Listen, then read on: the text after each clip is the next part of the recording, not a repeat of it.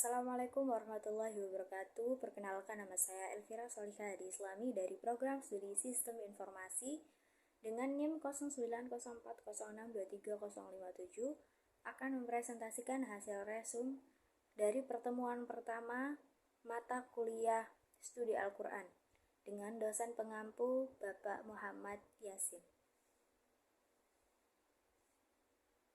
Dalam pertemuan pertama, pembahasan gambaran secara umum mengenai apa saja materi dan beberapa kajian bab yang akan dipelajari dalam perkuliahan studi Al-Quran pada semester ini. Selain itu, membahas tentang bacaan surat Al-Fatihah beserta terjemahannya sekaligus tafsirnya dengan menggunakan tafsir Ibnu Katsir. Selanjutnya, pembahasan ayat surah Al-Fatihah. Pada pertemuan kali ini,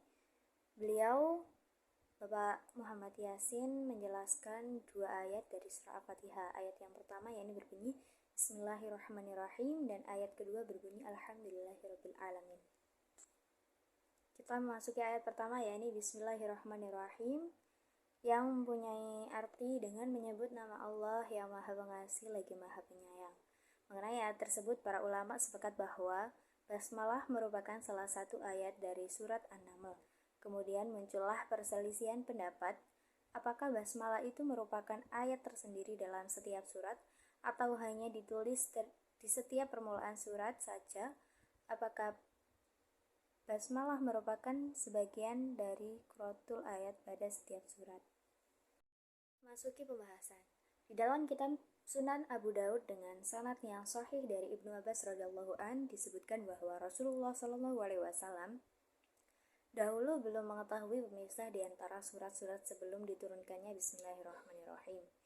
Di dalam kitab lain, yakni kitab Sahih Ibnu Huzaimah, disebutkan dari Ummu Salamah bahwa Rasulullah SAW membaca basmalah pada permulaan surat Al-Fatihah dalam salatnya. Beliau menganggapnya sebagai salah satu ayatnya. Namun, ada juga dalam hadis yang melalui riwayat Umar Ibnu Harun Balkhi dari Ibnu Juraji dari Ibnu Abu Mulaikah dari Ummu Salamah ini terkandung dalam salatnya kelemahan. Pembahasan lain, Imam Malik dan Imam Abu Hanifah serta murid-muridnya mengatakan bahwa basmalah bukan merupakan salah satu ayat dari surah Al-Fatihah. Sedangkan Imam Syafi'i dalam satu pendapat mengatakan bahwa basmalah merupakan salah satu ayat dari surah Al-Fatihah, tetapi bukan merupakan bagian dari surat lainnya. Jadi diriwayatkan dari Imam Syafi'i bahwa basmalah adalah bagian dari satu ayat yang ada dalam permulaan setiap surat.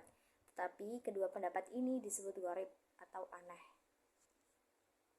Pembahasan lain, Abu Daud juga mengatakan bahwa bismillah ada perbedaan tersendiri di kalangan ulama. Ada yang mengatakan itu merupakan bagian, ada juga yang mengatakan bahwa itu bukan bagian. Namun di Indonesia ini banyak sekali orang yang mengikuti Imam Syafi'i, maka basmalah merupakan bagian dari sholat. Maka dari itu dalam sholat ada beberapa orang yang membacanya dengan keras dan ada pula orang yang membaca basmalah tersebut dengan lembut.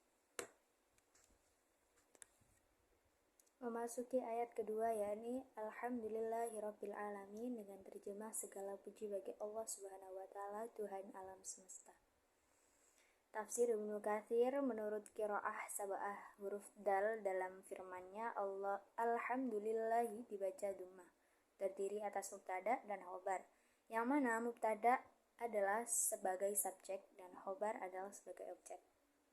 Diriwayatkan dari Sufyan ibnu Uyainah dan Rubah ibnu Ajjal, keduanya membaca menjadi alhamdulillahi dengan huruf dal yang difathah karena menyimpan fi'il atau kata kerja. Pembahasan. Kemudian Ja'far ibnu Jarir mengatakan bahwa makna alhamdulillahi ialah segala syukur hanyalah dipersembahkan kepada Allah semata, bukan kepada apa yang disembahkan selainnya, dan bukan kepada semua apa yang diciptakannya. Ibnu Jarir juga mengatakan bahwa alhamdulillah itu adalah pujian yang digunakan untuk Allah untuk memuji dirinya sendiri, termasuk perintah pada hambanya untuk memujinya.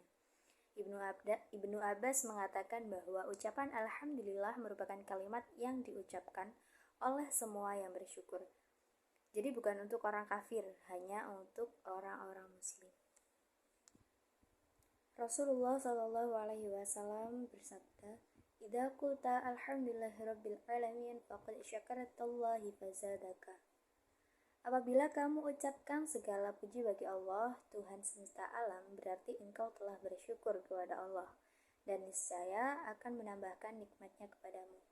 Rasulullah Shallallahu Alaihi Wasallam juga bersabda, "Afdalu dzikri la ilaha illallah wa afdalu du'a alhamdulillah." Zikir yang paling utama ialah tidak ada Tuhan selain Allah, dan doa paling utama adalah segala puji bagi Allah Subhanahu wa Ta'ala. Kata alhamdulillah ini dapat kita pakai kalau kita memiliki hajat yang kebanyakan afdalu du'a, itu alhamdulillah. Kata alhamdulillah kita ucapkan sebagai rasa syukur atas kenikmatan yang telah Allah berikan, baik berupa kesehatan, sakit, dan lain-lain. Karena dengan bersyukur, Allah telah memberi kita kesempatan untuk bertaubat dan meminta ampun kepada Allah atas segala sesuatu dosa yang telah kita lakukan.